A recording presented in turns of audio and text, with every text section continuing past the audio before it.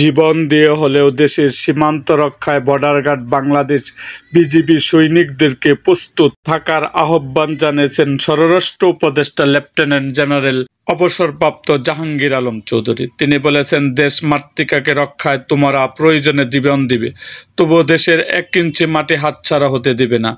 আজ মঙ্গলবার চট্টগ্রামের সাতকানিয়ায় BGB border guard training centre ও কলেজ আয়োজিত এক অনুষ্ঠানে তিনি কথা বলেন।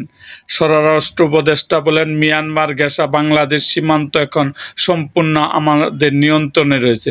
সেখানে কোনো উত্তেজনা নেই, তবে বর্তমান আরাকান আর্মি ও মিয়ানমার সরকারের সঙ্গে যোগাযোগ রক্ষা করতে হচ্ছে। এ মুহূর্তে শঙ্কার কিছু কারণ নেই। বৈদেশিক সম্পর্ক রক্ষা কী পদক্ষেপ নিতে হবে সেই বিষয়ে সরকার সজাগ আছে। একথা জানিয়ে তিনি বলেন, সেন্ট মার্টিনে নিরাপদ যাত্রায় মিয়ানমারের সঙ্গে আমাদের যোগাযোগ অব্যাহত আছে। তিনি জানান, সীমান্তে প্রতিপক্ষের কাছে কোনো অবস্থাতেই পিঠ প্রদর্শন করবে না। জাহাঙ্গীর আলম চৌধুরী বলেন, আমি বিশ্বাস করতে যাই যে তোমরা আমাদেরকে হতাশ ও নিরাশ করবে না। জেনে রাখবা, তোমাদের দেওয়া নিশ্চিন্ত নিরাপত্তায় দেশের মানুষের নির্ঘুম ঘুম নিশ্চিত করবে। তোমরাই হবে আমাদের সীমান্তের নিরাপত্তা আস্থার প্রতীক।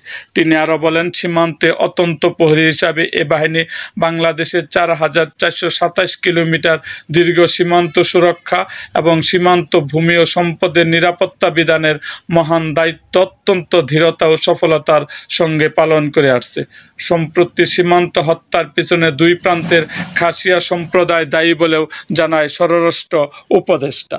এরকম আরও ভিডিও পেতে এবং রাজনৈতিক অঙ্গনের নানা ঘটনা ও ইতিহাস জানতে আমাদের মুক্তাগাছার ইতিহাস মিডিয়া ইউটিউব চ্যানেলটিকে সাবস্ক্রাইব করুন এবং পাশে থাকা বেল আইকনটি বাজিয়ে দিন।